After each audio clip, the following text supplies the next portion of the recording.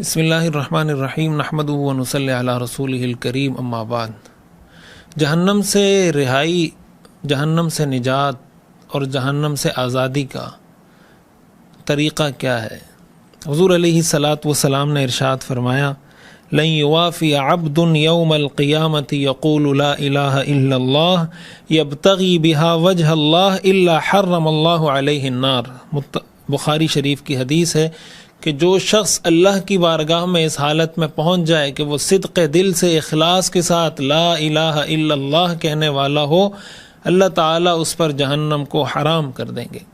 اس کا مطلب یہ کہ جب ہم لا الہ الا اللہ صدق دل سے پڑھ لیتے ہیں، اللہ کی وحدانیت کا اقرار کر لیتے ہیں، بعض لوگوں کے ذہن میں یہ آتا ہے کہ اس طرح کی احادیث میں لوگ پوچھتے ہیں نا کہ یار اس میں لا الہ الا اللہ کا ذکر ہے، محمد الرسول اللہ کا ذکر نہیں ہے۔ بعض تھوڑے لبرل قسم کے یا کوئی ملحد قسم کے لوگ ہوتے ہیں تو ان کے ذہن میں یہ آتا ہے، وہ اس لیے کہتے ہیں کہ بھائی بس قرآن کو تسلیم کرو، حدیث کی کوئی ضرورت نہیں ہے، کوئی اہمیت نہیں ہے۔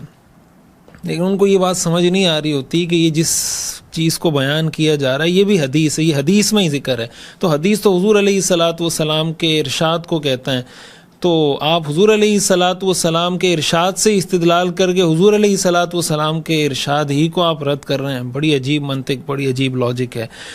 تو مطلب اس کا یہ ہوتا ہے، یہ ایک ٹائٹل ہوتا ہے۔ جیسے ایک آدمی نکاح کرتا ہے نا، تو نکاح کرنے کے بعد مطلب یہ ہوتا ہے اب نکاح اس نے کر لیا، بعد میں اس کے بچے ہوئے، اس کو کوئی کہتا ہے بھائی بچوں کی تربیت کرو، پرورش کرو، ان کی تعلیم کا کوئی اس کے لیے کوشش کرو، انتظام کرو۔ وہ کہے نہیں بھائی میں نے تو نکاح میں ایجاب و قبول اس کا نہیں کیا تھا، میں نے کہ میں بچوں کی پرورش کروں گا، میں یہ کروں گا، میں یہ کروں گا، میں نے تو جسٹ نکاح کو قبول کیا تھا۔ تو ہر عقل مند آدمی اس کو یہی کہے گا کہ بھائی نکاح کو قبول کرنا ایک ٹائٹل ہوتا ہے۔ جب آپ نے نکاح قبول کیا اٹ مینس کہ آپ نے اس کی ساری ذمہ داریاں، ساری رسپانسبلٹیز آپ نے ایکسیپٹ کر لی کہ یہ ساری ذمہ داریاں میں ادا کروں گا۔ تو جب لا الہ الا اللہ کی بات کی جاتی ہے اس کا مطلب محمد الرسول اللہ کو اس کے ساتھ ماننا ضروری ہے، ورنہ لا الہ الا اللہ بتانے والے تو در حقیقت محمد الرسول اللہ ہے۔ اور قرآن کریم کی کئی آیات میں ہمیں براہ راست اس چیز کا حکم ہے، اللہ کی اطاعت کرو، اللہ کے رسول کی اطاعت کرو۔ من یطع الرسول فقد اطاع اللہ، جو اللہ کے رسول کی اطاعت کرے گا وہی در حقیقت اللہ کی اطاعت کرے گا۔ واطیعوا اللہ والرسول لعلکم ترحمون، اللہ اور اس کے رسول کی اطاعت کرو تاکہ تم پر رحم کیا جائے۔ اس لیے نجات حاصل کرنے کا، اگر ہماری یہ بات کوئی ایسے دوست سن رہے ہیں، کسی ایسے آدمی تک، کسی ایسے انسان تک پہنچ رہی ہے جس نے اسلام اس کی نظر میں اس نے اسلام قبول نہیں کیا یا اس کو اسلام سے واقفیت نہیں ہے، تو اس کو چاہیے کہ قرآن کے قریب آئے، دین کے قریب آئے، توحید کے قریب آئے۔ اس لیے کہ اللہ تعالیٰ نے فرمایا ان اللہ لا یغفر ان یشرک بہ ویغفر ما دون ذلک لمن یشاء، کہ اللہ شرک کو معاف کبھی نہیں کرتا۔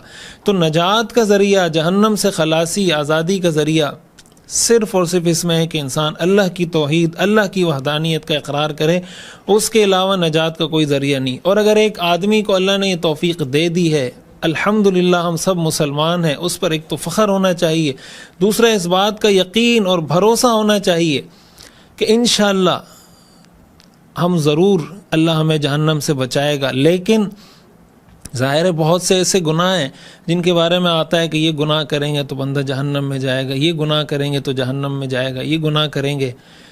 تو اس کلمے کے ساتھ ساتھ جیسے میں نے بتایا یہ ٹائٹل ہے، اس کی کچھ ڈیمانڈز ہیں، اس کی کچھ ریکوائرمنٹس ہیں، اس کی کچھ نیڈز ہیں کہ آپ نے یہ کلمہ پڑھ لیا پھر آپ اس کی ریکوائرمنٹ بھی مکمل کریں تاکہ آپ اس کے تقاضوں پر عمل کریں اور جہنم کو دیکھے بغیر ہی اللہ تعالیٰ ہمیں جنت میں پہنچا دے۔ یعنی ایک ہے زبان سے کلمہ پڑھنا، دل سے اعتقاد رکھنا، ایک ہے پریکٹسنگ، عملی مسلمان بننا۔ تو انشاءاللہ ہم سب کا یہ اعتقاد ہے، یہ اہل سنت والجماعت کا عقیدہ ہے کہ جو بھی مسلمان ہے وہ ضرور ایک نہ ایک دن جنت میں جائے گا۔ ہاں جو گناہ گار ہے اللہ تعالیٰ چاہے تو اس کو عذاب دے، اللہ تعالیٰ چاہے تو اس کو معاف کرے، لیکن اگر وہ اپنی زندگی شریعت کے مطابق گزارنے کی کوشش کرتا ہے تو اللہ تعالیٰ کی ذات سے امید ہے کہ اللہ تعالیٰ انشاءاللہ اس کو ضرور جنت میں داخل کریں گے اور اللہ تعالیٰ اس کو جہنم سے بچائیں گے۔ اللہ تعالیٰ ہمیں عمل کرنے کی توفیق عطا فرمائے۔